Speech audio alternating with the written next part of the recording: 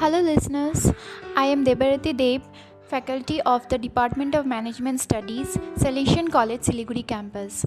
In my last talk, I had discussed about warehousing management, and while discussing the lesson over there, we came across a topic just-in-time inventory management, which is an important aspect in the phenomenon of warehousing management. So today I'm going to talk about just-in-time inventory management, and after I finish up on this, I'll take up the topic of different types of stores that is required for managing the inventory in the best way possible. So let us start with just-in-time inventory management first. As I told that day also, this is a concept which has been generated from Japan, and this is also called a lean manufacturing process, and sometimes it is also referred to as Toyota Production System or TPS. It is actually an inventory strategy that manufacturers use to increase the efficiency.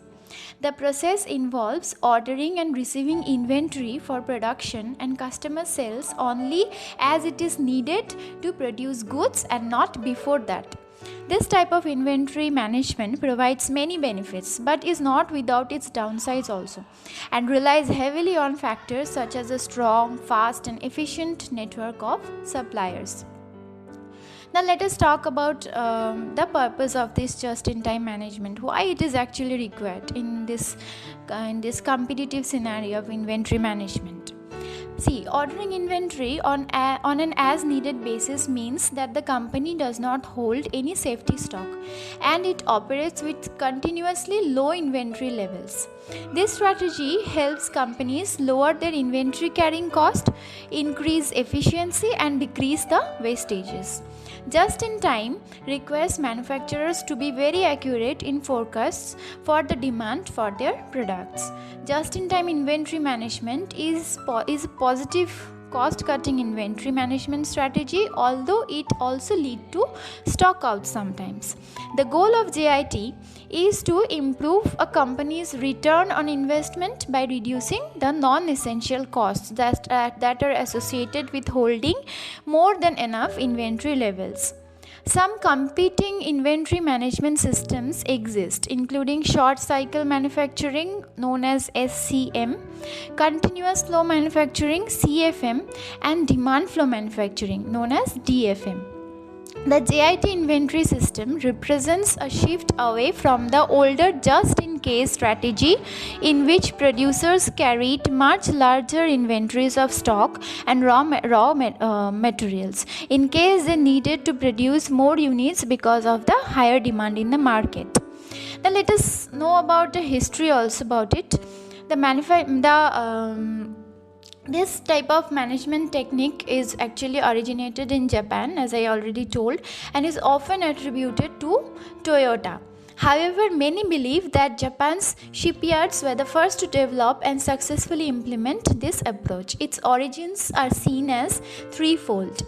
They are Japan's post-war lack of cash, lack of space for big factories and inventory, and Japan's lack of natural resources.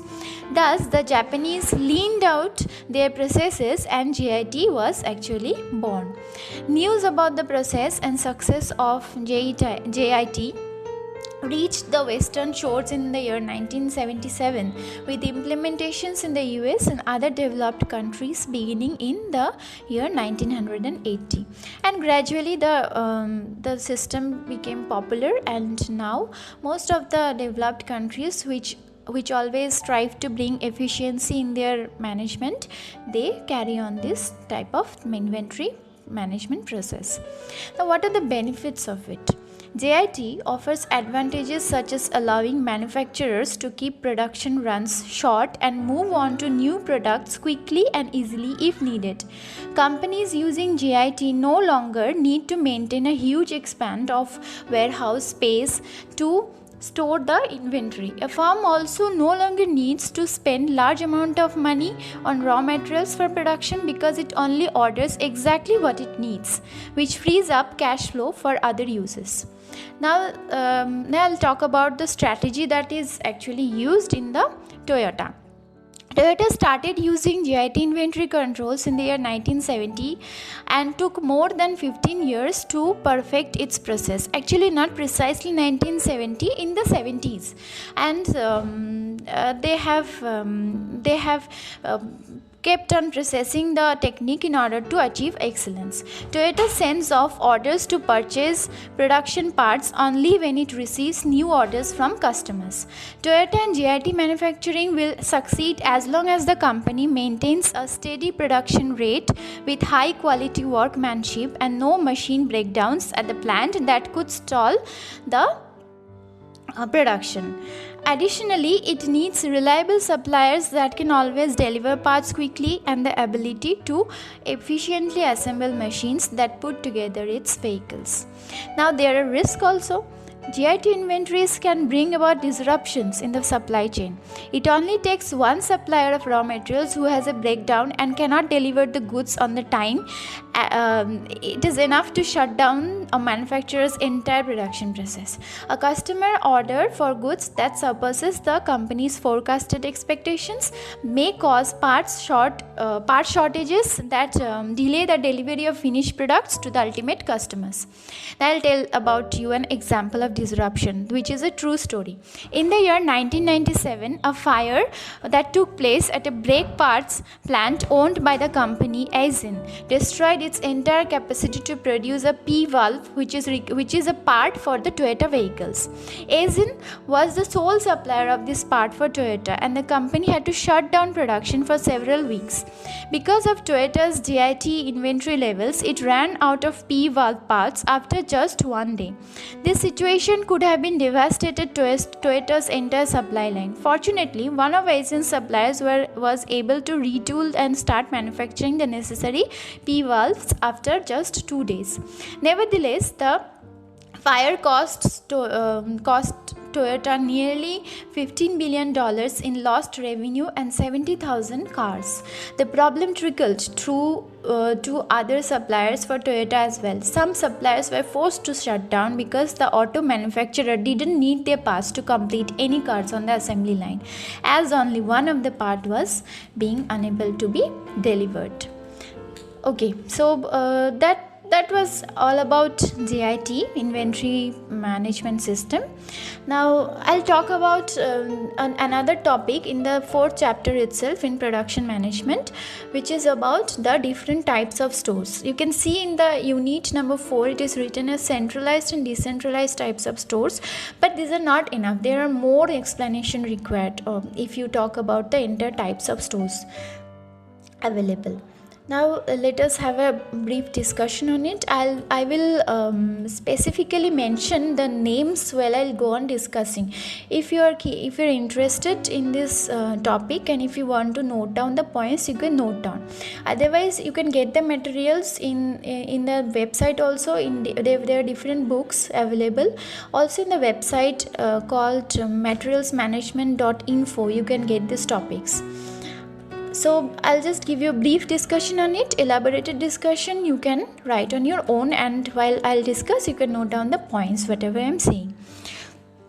Depending upon the nature of business and the location of action, the raw material, marketplace, etc., store's layout is actually planned.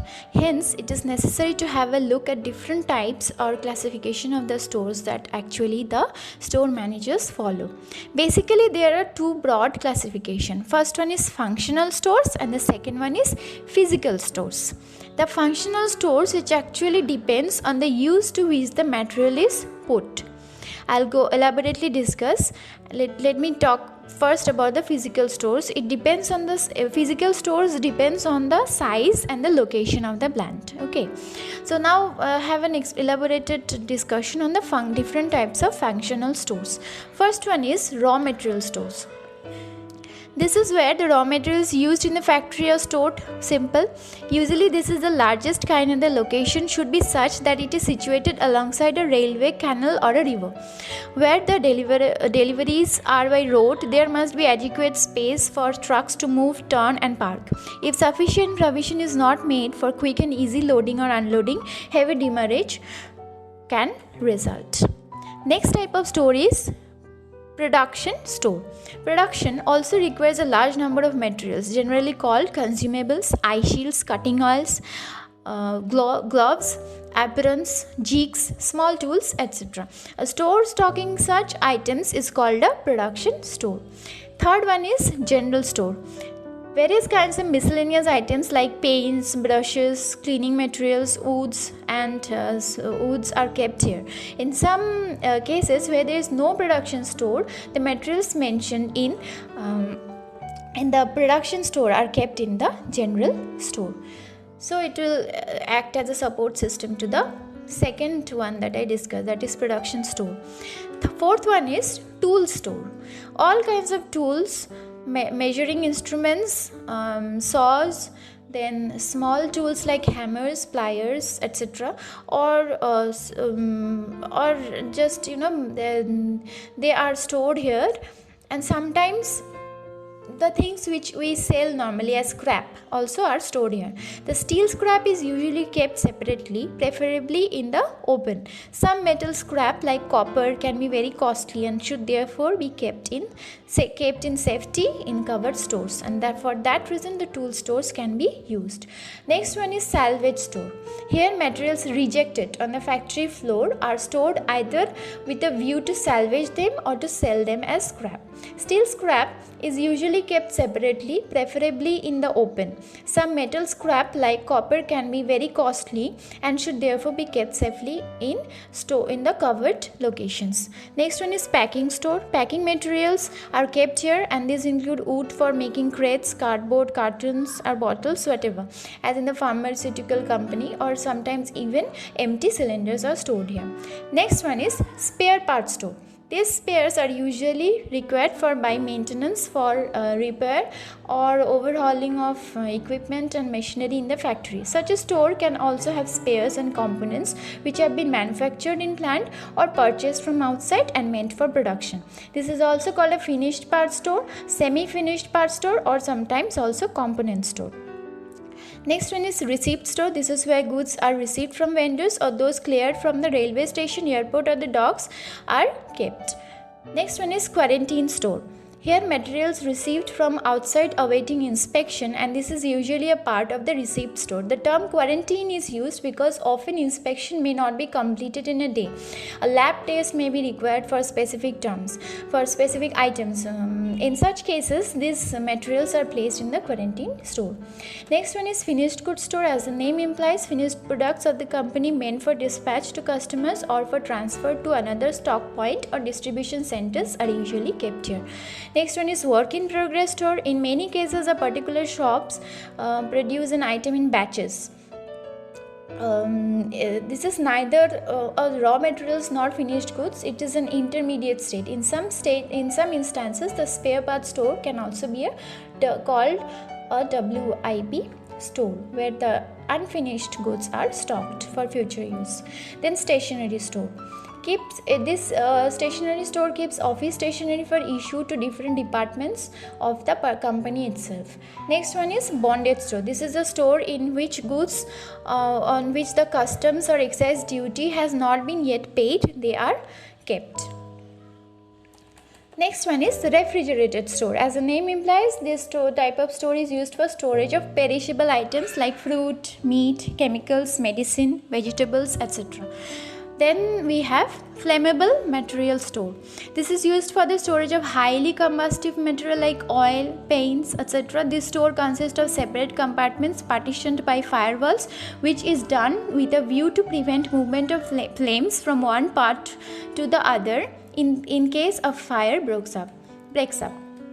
Then we have transit shades. These are normally roofed shades without any walls and open on four sides and are mainly intended to protect goods from sun and rain. Then we have dry tanks. Dry tanks are used for long-term storage and are constructed entirely with steel except for a concrete floor. I'm running out of time actually. So next one is